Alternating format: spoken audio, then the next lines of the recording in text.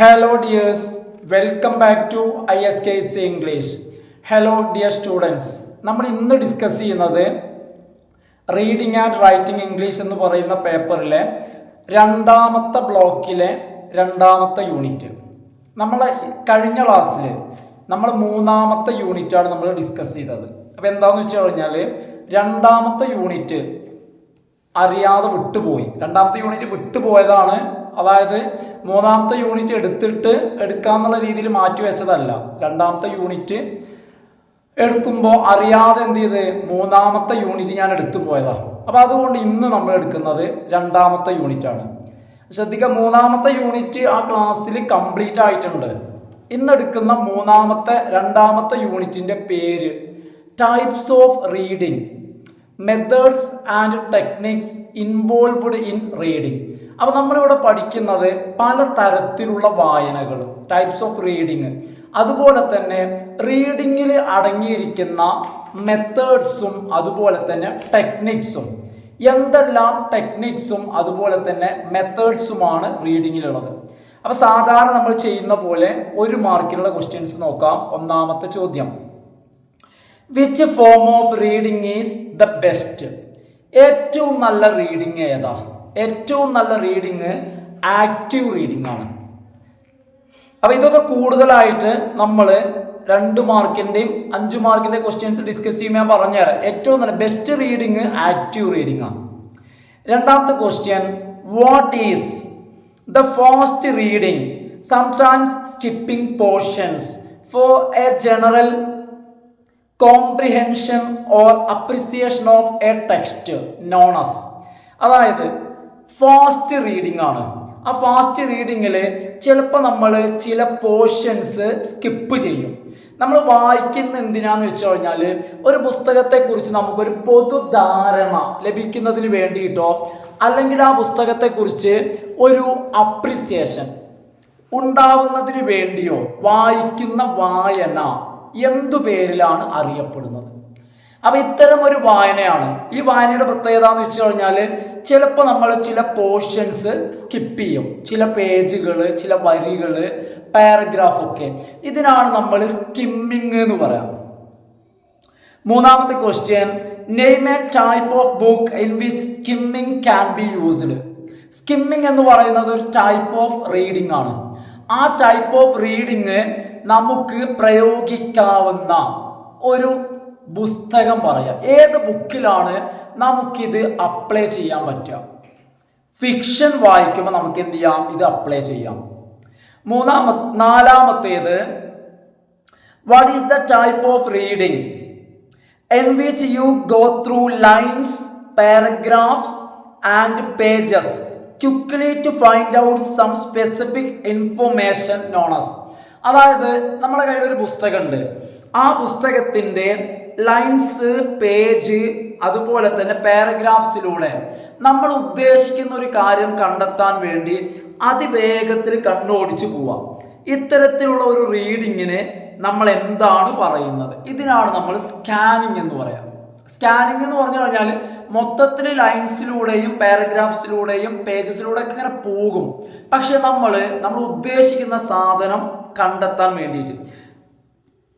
അഞ്ചാമത്തേത്, what is an example of a scanning type of reading? അതായത് scanning type ഉണ്ടല്ലോ, ഇപ്പൊ നമ്മൾ ഈ പറഞ്ഞ സ്കാനിങ് ടൈപ്പ്, ഈ സ്കാനിങ് ടൈപ്പിന് ഒരു എക്സാമ്പിൾ പറയാം. എക്സാമ്പിൾ ആണ് റെഫറിങ് ടു എ ഡിക്ഷണറി. നമ്മളൊരു ഡിക്ഷണറി റെഫർ ചെയ്യുന്നത്. ഒരു ഡിക്ഷണറി റെഫർ ചെയ്യാന്ന് പറഞ്ഞാൽ നമ്മളെ മനസ്സിൽ ഒരു വാക്കുണ്ടാവും. ആ വാക്കിന്റെ അർത്ഥം കണ്ടെത്താൻ വേണ്ടി നമ്മൾ ആ വാക്കാണോ എന്ന് ഇങ്ങനെ നോക്കിയിട്ട് ഇങ്ങനെ എല്ലാ വാക്കുകളിലൂടെ ഇങ്ങനെ ജസ്റ്റ് ഒന്ന് ഓടിച്ചു പോവാം. അതാണ് സ്കാനിങ്. ആറാമത്തേത്, if you have doubts about whether the book is likely to include the details you require, what would you do then? നിങ്ങളുടെ കയ്യിൽ ഒരു പുസ്തകമുണ്ട്.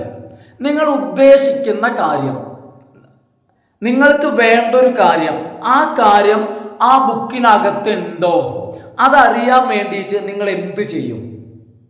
ഇപ്പോൾ നമ്മൾ എന്തെങ്കിലും ഒരു വിഷയത്തെക്കുറിച്ച് നമ്മൾ എഴുതുകയാണെന്ന് വെക്കാം. ആ വിഷയവുമായി ബന്ധപ്പെട്ട ഒരു 4 പോയിന്റ്സ് നമുക്ക് കിട്ടണം. നമ്മളെ കയ്യിലുള്ള പുസ്തകത്തിനകത്ത് അത് ഇൻക്ലൂഡഡ് ആണോ ഇതറിയാൻ വേണ്ടി നമ്മൾ എന്തു ചെയ്യും? അതായത് ഏത് തരത്തിൽ ആ പുസ്തകം വായിക്കും? ഏത് തരത്തിൽ? ആ സ്കിമ്മിങ് ആണ് ചെയ്യുക. എന്താ ചെയ്യുക? സ്കിമ്മിങ്. അടുത്തത് 7ാമത്തെ question. What is the reverse of skimming a text? ഒരു ടെക്സ്റ്റ് സ്കിമ്മ് ചെയ്യുമല്ലോ, അതായത് ചില ഭാഗങ്ങൾ ഒഴിവാക്കുക, അല്ലെ, ആ രീതിയിലുള്ള വായന. ഇതിന്റെ ഓപ്പോസിറ്റ് റീഡിങ്ങിന് എന്താണ് പറയാ? സ്കിമ്മിങ്ങിന്റെ opposite. What is the reverse of skimming? സ്കിമ്മിങ്ങിന്റെ റിവേഴ്സ് ആണ് ക്ലോസ് റീഡിങ്. ക്ലോസ് റീഡിങ് എന്ന് പറഞ്ഞാൽ ഒന്നും ഒഴിവാക്കാൻ പറ്റില്ല. 8ാമത്തെ question. What type of reading will help the critical analysis of a book? ഒരു ബുക്കിനെ നമ്മൾ നിരൂപണം നടത്തണമെങ്കിൽ, ഒരു ബുക്കിനെ നമ്മൾ ക്രിട്ടിസൈസ് ചെയ്യുക അല്ലെങ്കിൽ നിരൂപണം നടത്തണം, അതിന് നമ്മൾ ഏത് തരത്തിലുള്ള വായനയാണ് നമ്മളെ സഹായിക്കുക? ക്ലോസ് റീഡിംഗ് ആണ് നമ്മളെ സഹായിക്കുക. 9ാമത്തെ question. What is the third step in the process of close reading? നമ്മളിപ്പോൾ പറഞ്ഞല്ലോ ക്ലോസ് റീഡിങ്. ഈ ക്ലോസ് റീഡിങ്ങിൽ വരുന്ന 3ാമത്തെ സ്റ്റെപ്പ്. അപ്പൊ ക്ലോസ് റീഡിങ്ങിന് ഏതാനും സ്റ്റെപ്പുകൾ ഉണ്ട്. അതിൽ 3ാമത്തെ സ്റ്റെപ്പ് ഏതാന്നുള്ളതാണ്. 3ാമത്തെ സ്റ്റെപ്പാണ് റീ റീഡിങ് പാസേജ്. ഒരിക്കൽ വായിച്ചത് വീണ്ടും വായിക്കുക എന്നുള്ളതാണ് 3ാമത്തെ സ്റ്റെപ്പ്. 10ാമത്തെ question. What is the type of reading used to discover hidden meanings in a text? ഒരു ടെക്സ്റ്റിനകത്ത് ഒളിച്ചിരിക്കുന്ന കാര്യങ്ങൾ അത് കണ്ടെത്താൻ വേണ്ടി നമ്മൾ വായിക്കുന്ന വായനയുടെ പേരെന്താ? എന്ത് വായനയാണ് വായിക്കേണ്ടത്? അതാണ് reading between the lines. Reading between the lines. ഇതോടുകൂടി 1 മാർക്കിനുള്ള ക്വസ്റ്റ്യൻസ് കഴിഞ്ഞു. ഇത് നോക്കൂ, ഇനി നമ്മൾ 2 മാർക്ക് അതുപോലെ തന്നെ 5 മാർക്ക് എസ്എ ക്വസ്റ്റ്യൻസ് ഈ കാറ്റഗറിയിലെല്ലാം വരുന്ന ചോദ്യങ്ങളാണ്. അതിലെ 1ാമത്തെ ക്വസ്റ്റ്യൻ. ഈ 1ാമത്തെ ക്വസ്റ്റ്യൻ 1 മാർക്കിനുള്ളതാണ്. ഇതിലില്ലാത്തത് കൊണ്ട് ഞാൻ ഉൾപ്പെടുത്തിയതാണ്. ചോദ്യം കേട്ടോളൂ. What are the 2 broad categories of reading? അതായത് റീഡിങ്ങിനെ 2 വിശാലമായ കാറ്റഗറി ആയിട്ട്, ഈ വേർഡ് പ്രത്യേകം ശ്രദ്ധിക്കണം കേട്ടോ. റീഡിങ്ങിന്റെ 2 ബ്രോഡ് കാറ്റഗറീസ്. അങ്ങനെ തന്നെ ചോദിക്കുകയാണെങ്കിൽ മാത്രമേ ഇത് എഴുതാവൂ. റീഡിങ്ങിന്റെ 2 ബ്രോഡ് കാറ്റഗറീസ് ഏതൊക്കെയാണ്? അങ്ങനെ ചോദിക്കുകയാണെങ്കിൽ ആൻസർ ആണ് ആക്റ്റീവ് റീഡിങ്ങും പാസീവ് റീഡിങ്ങും.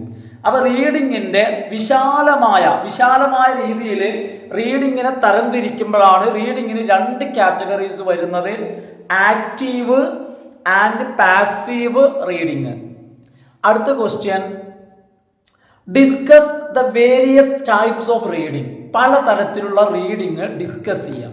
അപ്പൊ ശ്രദ്ധിക്കുക, ഇതൊരു എസ്എ ക്വസ്റ്റ്യൻ ആണ്.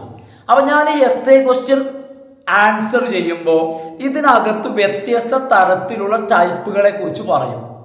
അതിൽ ചില ടൈപ്പുകൾ പറയുമ്പോൾ ഒരുപാടുണ്ടാവും. എന്താ കാര്യം എന്ന് വെച്ച് കഴിഞ്ഞാൽ അവിടെ നിങ്ങൾക്ക് 5 മാർക്കിനുള്ള ചോദ്യമായിട്ടും ചോദിക്കുന്നതായതുകൊണ്ട് അത് ഞാൻ വിശാലമായിട്ട് ഉൾപ്പെടുത്തിയിട്ടുണ്ടാവും.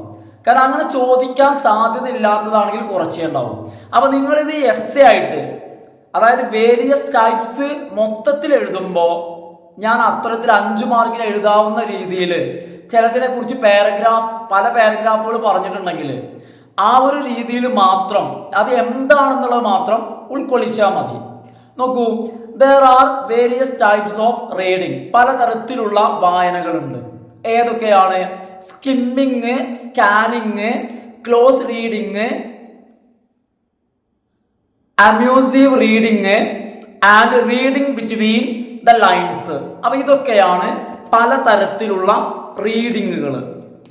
അപ്പൊ ശ്രദ്ധിക്കുക, ഏതൊക്കെയാണ് പലതരത്തിലുള്ള റീഡിങ്ങുകൾ? Skimming, scanning, close reading, immersive reading and reading between the lines. ഇനി നമ്മൾ ഓരോന്ന് എക്സ്പ്ലെയിൻ ചെയ്യാം. അപ്പൊ ഇവിടെ ശ്രദ്ധിക്കുക, ഞാൻ ആദ്യം പറയുന്നത് സ്കിമ്മിങ് ആണ്. അപ്പൊ ഞാനിവിടെ എസ് എ ക്വസ്റ്റ്യന്റെ ആൻസർ ആയിട്ട് സ്കിമ്മിങ്ങിനെ കുറിച്ച് പറയുമ്പോൾ സ്കിമ്മിങ് മാത്രം എക്സാമിന് ചോദിച്ചാൽ എങ്ങനെ എഴുതണം ആ രീതിയിലുള്ള ഒരു ആൻസർ ആയിട്ടാണ് ഞാൻ പറയുന്നത്. കാരണം അതിന് വേറെ എഴുതണ്ടല്ലോ എന്ന ഉദ്ദേശത്തിലാണ് അത്തരത്തില്. അപ്പൊ അത് അത്യാവശ്യം വലിയൊരു ആൻസർ ആയിരിക്കും. അപ്പൊ നിങ്ങൾ ഈ എല്ലാ ടൈപ്പും പാടെ ചോദിക്കുകയാണെങ്കിൽ നിങ്ങൾ സ്കിമ്മിങ് എന്താണെന്നും അതിനൊരു എക്സാമ്പിൾ മാത്രം എഴുതി വെച്ചാൽ മതി. അത് അതേ സമയത്ത് തന്നെ സ്കിമ്മിങ് മാത്രം ഡിസ്കസ് ചെയ്യാൻ വേണ്ടി ചോദിക്കുമ്പോൾ സ്കിമ്മിങ്ങും എഴുതണം, അതിൻ്റെ മെത്തേഡ്സും എഴുതണം. ഞാൻ അതെല്ലാം ഇവിടെ പറയുന്നുണ്ട്. നോക്കാം എന്താണ് skimming. Skimming is fast reading, വളരെ വേഗത്തിലുള്ള വായനയാണ് സ്കിമ്മിങ്. ഈ ഒരു സ്കിമ്മ് ചെയ്യുമ്പോൾ, ഈ ഒരു വേഗത്തിൽ നമ്മൾ വായിക്കുമ്പോൾ sometimes skipping portions four general comprehension or appreciation of a text. ഒരു ടെക്സ്റ്റിനെ നമ്മൾ അതിനെക്കുറിച്ചിട്ട് ഒരു ആസ്വാദനം അല്ലെങ്കിൽ അതിനെക്കുറിച്ച് മനസ്സിലാക്കുന്നതിന്, കോംപ്രിഹെൻഡ് ചെയ്യുന്നതിന്, ഒരു ടെക്സ്റ്റിനെ കുറിച്ച് ഒരു പൊതുധാരണ ഉണ്ടാക്കുന്നതിന് വേണ്ടി, ജസ്റ്റ് ആ ടെക്സ്റ്റിനെ കുറിച്ച് ഒരു ഐഡിയ ലഭിക്കുന്നതിന് വേണ്ടി നമ്മൾ വായിക്കുന്ന ഒരു ഫാസ്റ്റ് റീഡിംഗ് ആണത്. അപ്പൊ അതുകൊണ്ട് തന്നെ അത്തരം ഒരു വായനയിൽ പലപ്പോഴും നമ്മൾ ചില ഭാഗങ്ങളൊക്കെ സ്കിപ്പ് ചെയ്യും. അപ്പൊ എന്താന്ന് വെച്ച് കഴിഞ്ഞാൽ നമുക്ക് ഡീറ്റെയിൽ ആയിട്ട് മനസ്സിലാവണ്ട, നമുക്കൊരു ജനറൽ കോംപ്രിഹെൻഷൻ മതി, ഒരു പൊതുധാരണ കിട്ടിയാൽ മതി, ഒരു ഐഡിയ. ഇത് എന്താന്ന് ചോദിച്ചു കഴിഞ്ഞാൽ എന്താന്ന് പറഞ്ഞു കൊടുക്കാൻ പറ്റണം. Some books should be read fast. എല്ലാ ബുക്കും ഒരുപോലെ അല്ല വായിക്കേണ്ടത്. ഏതുപോലെ? ഭക്ഷണത്തിനെ കുറിച്ച് പറയുമ്പോൾ എല്ലാ ഭക്ഷണം ഒരുപോലെ അല്ലല്ലോ കഴിക്കാം. ചിലത് വേഗത്തിൽ കഴിക്കാം, ചിലത് ആസ്വദിച്ച് കഴിക്കണ്ടേ. അതേപോലെ തന്നെയാണ് ഇത് ഫ്രാൻസിസ് ബേക്കൺ പറഞ്ഞൊരു കാര്യമാണ് കേട്ടോ. അപ്പൊ എന്താ പറയുന്നത്? Some books should be read fast. ചില പുസ്തകങ്ങൾ നമ്മൾ വേഗത്തിൽ വായിക്കണം, ഒറ്റ ഇരുത്തത്തിൽ. While others should be read at pace. എന്നാൽ ചില പുസ്തകങ്ങൾ നമ്മൾ എന്ത് ചെയ്യണം? അറ്റ് എ പേസ്, സാവധാനത്തിൽ, സാവധാനത്തിലും വായിക്കണം. അപ്പൊ എല്ലാ ബുക്കും നമ്മൾ ഒരുപോലെ അല്ല വായിക്കേണ്ടത്. ചില പുസ്തകങ്ങൾ വേഗത്തിൽ ഇങ്ങനെ വായിച്ച് എന്ത് ചെയ്യണം? ചില ഭാഗങ്ങൾ സ്കിപ്പ് ചെയ്തിട്ടും, വരികൾ സ്കിപ്പ് ചെയ്തിട്ടും, പേജ് സ്കിപ്പ് ചെയ്തിട്ടൊക്കെ ചില പുസ്തകങ്ങൾ ഫാസ്റ്റ് ആയിട്ട് വായിക്കണം. അതിനാണ് നമ്മൾ സ്കിമ്മിങ് എന്ന് പറയാം. വൈൽ സ്കിമ്മിങ് എ ബുക്ക്, നമ്മളൊരു ബുക്ക് സ്കിം ചെയ്യുമ്പോൾ, അതായത് ചില പോർഷൻസ്, ലൈൻസ്, പേജസ് ഒക്കെ സ്കിപ്പ് ചെയ്തിട്ട് അതിവേഗത്തിൽ നമ്മൾ വായിച്ചു വിടുമ്പോൾ, the major goal is to determine whether a close reading is necessary. അപ്പൊ നമ്മുടെ ലക്ഷ്യം എന്ന് പറയുന്നത് എന്താ? അതായത് ഒരു പുസ്തകം നമ്മൾ സ്കിം ചെയ്യുമ്പോൾ നമ്മളുടെ പ്രധാനപ്പെട്ട മേജർ ഗോൾ എന്ന് പറയുന്നത് determine whether close reading is necessary. അതായത് ഈ പുസ്തകം നമ്മളൊരു ക്ലോസ് റീഡിങ്, അതായത് എല്ലാ വരികളും വാക്കുകളും സൂക്ഷ്മമായി പരിശോധിച്ച് വായിക്കുന്ന ഒരു വായന, അത്തരം ഒരു വായന വായിക്കേണ്ടതുണ്ടോ അത് തീരുമാനിക്കാൻ വേണ്ടി ജസ്റ്റ് ഒന്ന് ഓടിച്ചു വിടുക, അതാണ് skimming. Skimming can still provide. പക്ഷെ ഇങ്ങനെയൊക്കെയാണെങ്കിലും സ്കിമ്മിങ് നമുക്ക് നൽകും. എന്ത് നൽകും? Provide you with a wealth of additional information about it. അതായത് സ്കിമ്മിങ് എന്ന് പറയുമ്പോൾ നമ്മൾ വേഗത്തിൽ ഓടിച്ചു വിടാന്ന് വിചാരിച്ചിട്ട് അതുകൊണ്ട് നമുക്ക് നഷ്ടമൊന്നുമില്ല. നമ്മളൊരു പുസ്തകം സ്കിം ചെയ്ത് കഴിഞ്ഞാൽ തീർച്ചയായിട്ടും അതിലൂടെ നമുക്ക് എന്ത് ലഭിക്കും? Wealth of additional information about it. ആ പുസ്തകത്തെ കുറിച്ച് അഡീഷണൽ ആയിട്ടുള്ള, പ്രത്യേകമായിട്ടുള്ള ചില ഇൻഫോർമേഷൻ, അറിവ് നമുക്ക് ലഭിക്കും. അപ്പൊ ഈ സ്കിമ്മിങ് മോശമൊന്നുമല്ല, നമുക്ക് അറിയേണ്ട കാര്യങ്ങൾ അറിയാനും പറ്റും, സമയം ലാഭമാണ് ഫാസ്റ്റ് റീഡിംഗ് ആയതുകൊണ്ട്. അതുപോലെ തന്നെ സ്കിപ്പ് ചെയ്യുന്നുണ്ട്. ഇനി എക്സാമ്പിൾ, ഇത്തരത്തിൽ നമ്മൾ ഏത് പുസ്തകങ്ങളാണ് വായിക്കുന്നത്? റീഡിംഗ് ഫിക്ഷൻ, അതുപോലെ തന്നെ റീഡിംഗ് എ ന്യൂസ് സ്റ്റോറി. നമ്മൾ ഒരു ഫിക്ഷൻ വായിക്കുമ്പോൾ അല്ലെങ്കിൽ ന്യൂസ് പേപ്പറിലൊക്കെ വരുന്ന ഒരു സ്റ്റോറി, ഒരു ന്യൂസ് സ്റ്റോറി വായിക്കുമ്പോൾ, ഫിക്ഷൻ വായിക്കുമ്പോഴൊക്കെ ഈ രീതിയിൽ, ഈ ഒരു മെത്തേഡ് നമുക്ക് അഡോപ്റ്റ് ചെയ്യാം. Some ideas to conduct skim reading of a book. അതായത് ഒരു പുസ്തകം നമ്മൾ സ്കിം റീഡ് ചെയ്യുമ്പോൾ നമ്മൾ ശ്രദ്ധിക്കേണ്ട ചില ideas. Some ideas to conduct a skim reading. അപ്പോൾ സ്കിം റീഡിങ് ചെയ്യാനുള്ള ചില ഐഡിയാസ് എങ്ങനെയാണ് സ്കിം റീഡിങ് ചെയ്യേണ്ടത്? ഒരു ബുക്ക് അല്ലെങ്കിൽ ഒരു ടെക്സ്റ്റ് നമ്മൾ സ്കിം റീഡിങ് ചെയ്യുന്നതിനുള്ള ചില ഐഡിയാസ് ആണ്. ഒന്ന്, reading the title page and the preface of the book. ഒരു പുസ്തകം കിട്ടിക്കഴിഞ്ഞാൽ നമ്മൾ ആദ്യം അതിൻ്റെ എന്ത് ചെയ്യുക? ടൈറ്റിൽ പേജ്, അതിൻ്റെ ഹെഡിങ്ങുകളൊക്കെ ഉണ്ട്, അതൊക്കെ ഒന്നത് വായിച്ചു നോക്കുക. നമ്മൾ ടൈറ്റിൽ പേജസ് ഒക്കെ ഒന്നങ്ങോട്ട് വായിക്കുക. അതുപോലെ തന്നെ പ്രിഫേസ് ഓഫ് ദി ബുക്ക്, ആ ബുക്കിനൊരു ആമുഖം ഉണ്ടാവും. പ്രിഫേസ്, ആമുഖം. എന്താണ് ആമുഖം? ആ ആമുഖം വായിച്ചാൽ തന്നെ ചിലപ്പോൾ ആ പുസ്തകത്തിൻ്റെ ഉള്ളിൽ മൊത്തം എന്ത് എന്ന് നമുക്ക് മനസ്സിലാക്കാൻ പറ്റും. അപ്പോൾ നമ്മൾ ആദ്യം ചെയ്യേണ്ടത്, ഇതിനുള്ള ഐഡിയ എന്ന് പറഞ്ഞാൽ ടൈറ്റിൽ പേജും പ്രിഫേസും വായിക്കാം. 2, അതിനുശേഷം go through the table of contents to avail a general idea of the book's content. അതായത് ആ പുസ്തകത്തിനകത്ത് എന്തു പറയുന്നു, ആ ബുക്കിൻ്റെ കണ്ടന്റ് എന്താണെന്ന് മനസ്സിലാക്കുന്നതിന് വേണ്ടി നമ്മൾ ആ പുസ്തകം മറിച്ചു നോക്കുക. മറിച്ചു നോക്കിയിട്ട് ആ പുസ്തകത്തിൻ്റെ ഉള്ളിൽ ടേബിൾ തിരിച്ച് എന്തെങ്കിലും കാര്യങ്ങൾ പറയുന്നുണ്ടെങ്കിൽ ആ ടേബിളുകളൊന്ന് വായിച്ചു നോക്കുക. അപ്പോൾ ആ ടേബിൾ വായിച്ചാൽ തന്നെ ആ പുസ്തകത്തിൽ എന്താണ് പറയുന്നത് എന്ന് ആകെ മൊത്തം നമുക്കൊരു ഐഡിയ കിട്ടും. അപ്പോൾ അതിനു വേണ്ടി go through the table of contents. അതായത് പലപ്പോഴും ഒരു പുസ്തകത്തിൻ്റെ കണ്ടൻസ് എന്ന് പറയുന്ന ഒരു പേജ് ഉണ്ടാവും, കണ്ടന്റ് അല്ലെ, ഉള്ളടക്കം എന്ന് പറയുന്നത്. അപ്പൊ അതിൽ ഒരു പുസ്തകത്തിൽ എത്ര ചാപ്റ്റേഴ്സ് ഉണ്ട്, അതുപോലെ തന്നെ ഇത്തരത്തിലുള്ള കാര്യങ്ങൾ പറയുന്ന ഒരു ടേബിൾ ഉണ്ടായിരിക്കും അല്ലെ മിക്കവാറും പുസ്തകത്തിന്റെ തുടക്കത്തിൽ. അപ്പൊ ആ ടേബിൾ ഓഫ് കണ്ടന്റ്സ്, അപ്പൊ നമുക്കതിന്റെ ഉള്ളടക്കം കിട്ടും. ആ പുസ്തകത്തെക്കുറിച്ച്, കണ്ടന്റിനെ കുറിച്ച് ഒരു ജനറൽ ഐഡിയ കിട്ടും, എന്തെല്ലാം കാര്യങ്ങൾ ഇതിൽ പറയുന്നുണ്ട്. മൂന്നാമത്തേത്, read the index page to get an outline of themes addressed. അതിനുശേഷം നമ്മൾ ചെയ്യേണ്ടത് ഇൻഡെക്സ് ഉണ്ടാവില്ലേ, അതായത് page number, that means page number ഉണ്ടായിരിക്കും, അതെന്താണെന്നുണ്ടായിരിക്കും ഇന്ന പേജിൽ പേജ് നമ്പർ. ഇത് വരുന്ന ഇൻഡെക്സ് പേജ് ഉണ്ടല്ലോ, ആ പേജ് വായിക്കാം. ഇൻഡെക്സ് പേജ് വായിച്ചു കഴിഞ്ഞാൽ to get an outline of theme addressed, ആ പുസ്തകത്തിനകത്ത് കൈകാര്യം ചെയ്യുന്ന തീം, ആശയം എന്തൊക്കെ കാര്യങ്ങൾ, എന്തൊക്കെ തീംസ് അതിനകത്ത് കൈകാര്യം ചെയ്യുന്നുണ്ട്. അതുപോലെ തന്നെ the types of books and writers referenced. മാത്രമല്ല ആ പുസ്തകത്തിൽ റെഫറൻസ് ചെയ്തുകൊണ്ട് ഏതെല്ലാം തരത്തിലുള്ള പുസ്തകങ്ങളെയും റൈറ്റേഴ്സിനെയും മെൻഷൻ ചെയ്യുന്നു, അതൊന്ന് വായിക്കാം. അതുപോലെ തന്നെ and a broad sense of, okay ഒന്നുകൂടി പറയാം. അതെന്താ പറയുന്നത് വെച്ച് കഴിഞ്ഞാൽ read the index page, index page വായിക്കാം. ശേഷം പറയുന്നത് ഇൻഡെക്സ് പേജ് വായിച്ചാൽ കിട്ടുന്ന 3 ഗുണങ്ങളാണ്. അപ്പൊ നിങ്ങൾ ഇൻഡെക്സ് പേജ് വായിക്കുക. അത് വായിച്ചു കഴിഞ്ഞാൽ to get an outline of themes addressed, അതിനകത്ത് കൈകാര്യം ചെയ്യുന്ന തീം മനസ്സിലാക്കാം ഇൻഡെക്സ് വായിച്ചാൽ.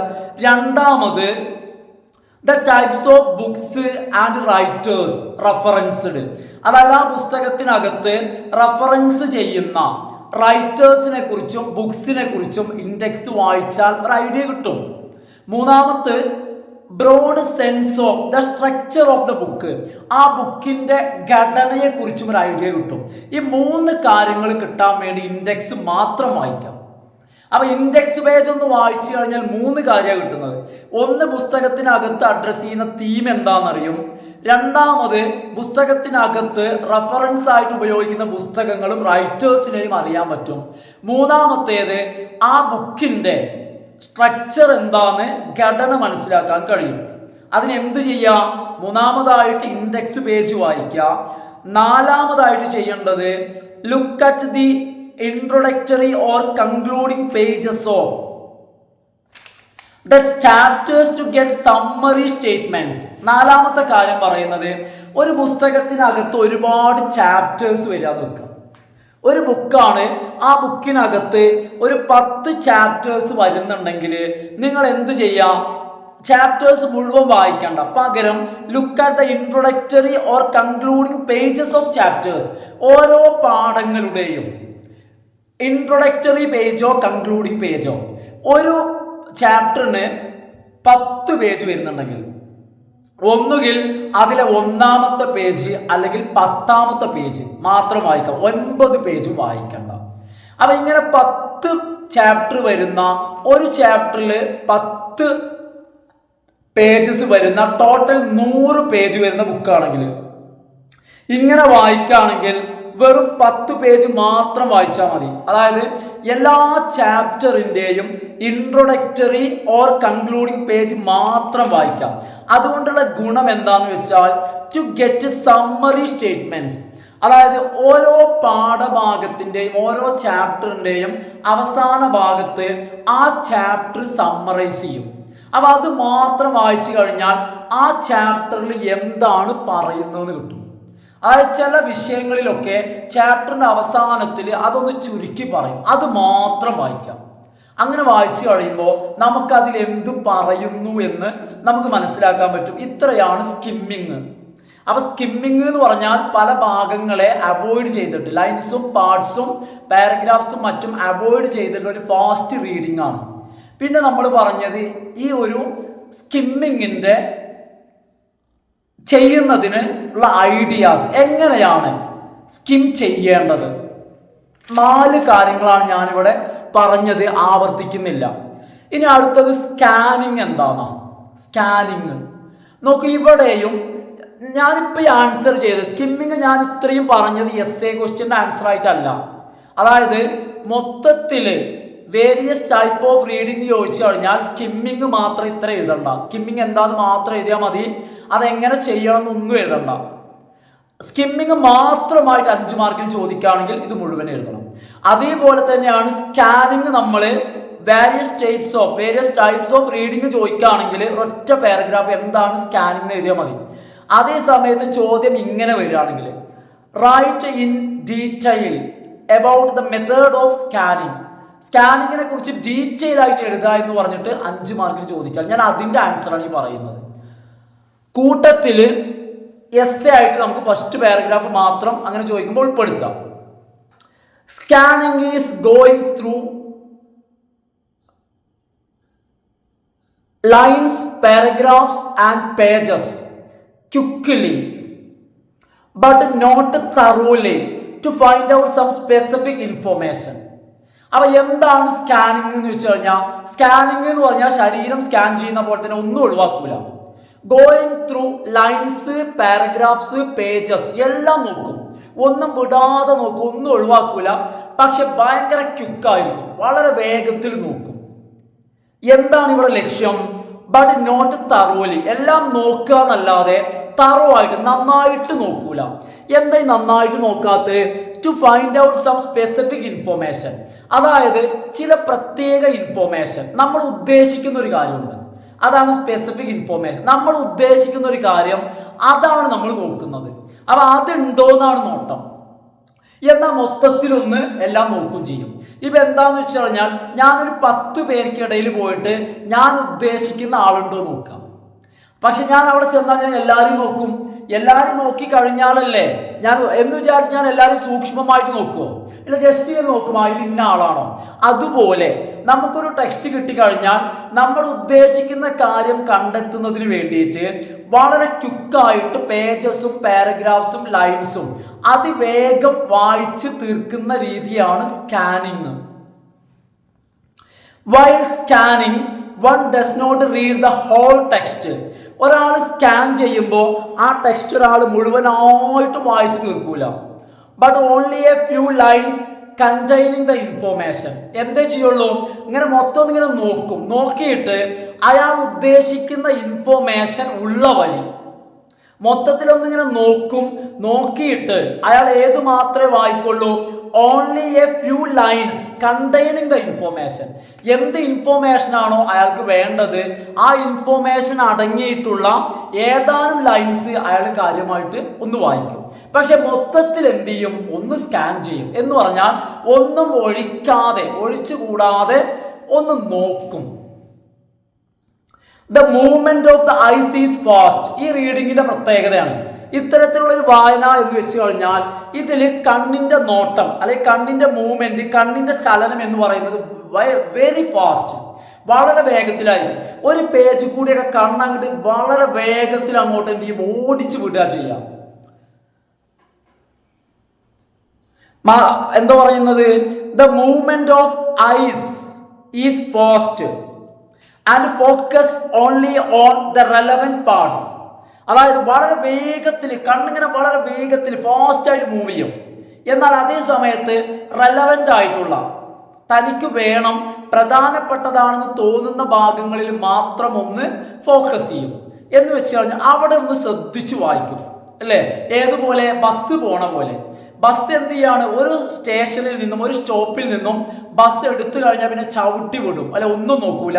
പിന്നെ അടുത്ത സ്റ്റോപ്പ് എത്തുമ്പോഴാണ് സ്പീഡ് ഒന്ന് കുറക്കും, ഒന്നൊന്നിങ്ങനെ നോക്കും. ആളുണ്ടെങ്കിൽ നിർത്തും, ഇല്ലെങ്കിൽ പിന്നെയും വിടും.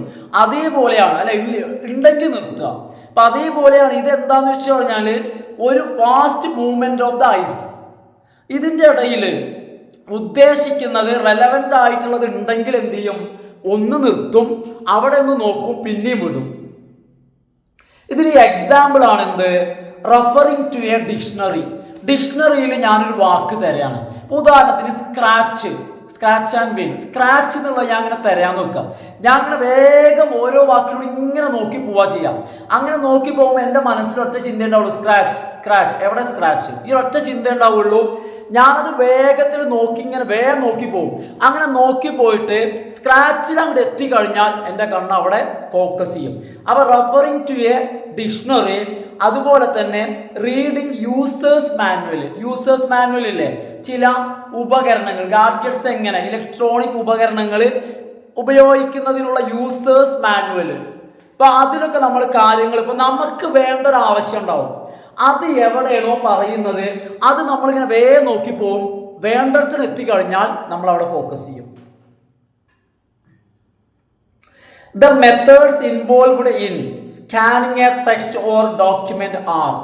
ഒരു ടെക്സ്റ്റ് അല്ലെങ്കിൽ ഒരു ഡോക്യുമെന്റ് സ്കാൻ ചെയ്യുമ്പോൾ അതിൽ വരുന്ന മെത്തേഡ്സ് എന്തൊക്കെയാണ്, എങ്ങനെയാണ് സ്കാനിങ്, നമുക്ക് നോക്കാം. ഒന്നാമത്തെ മെത്തേഡ്, സ്കാനിങ്ങിൽ ഒന്നാമത് ചെയ്യേണ്ട കാര്യം എന്താണെന്ന് വെച്ച് കഴിഞ്ഞാൽ understand what you want to find out. ഒന്നാമത്തെ കാര്യം, നമ്മൾ സ്കാൻ ചെയ്യാണ് അല്ലെ, നമ്മളൊരു കാര്യം തിരയാണ്. ആ തിരയണമെങ്കിൽ ആദ്യം വേണ്ടത് എന്താന്ന് വെച്ച് കഴിഞ്ഞാൽ നമുക്ക് എന്താണ് നോക്കേണ്ടത് അത് നമുക്കറിയണം. Understand what you want to find, എന്താണ് കാണേണ്ടത് അല്ലെ, നമ്മൾ എന്താണ് നോക്കുന്നത് ആ ലക്ഷ്യം വേണം. ഒരു സ്ഥലത്ത് പോയിട്ട് ഞാൻ ഒരു ബസ് സ്റ്റോപ്പിൽ ഇങ്ങനെ നോക്കുകയാണെങ്കിൽ എനിക്കറിയണം ആരെയാണ് ഞാൻ നോക്കുന്നത് അല്ലെങ്കിൽ എന്താണ്. ഇപ്പൊ ഒരു സൂപ്പർ മാർക്കറ്റ് കയറി കഴിഞ്ഞ് ഇങ്ങനെ തിരയുമ്പോൾ എന്തു വേണം, ഞാൻ തിരയുന്നത് എന്ത്, എന്നാലല്ലേ നമുക്ക് എടുക്കാൻ പറ്റൂ. അപ്പൊ അതന്നെ ഇവിടെയും പറയുന്നത്, അത് വേണം.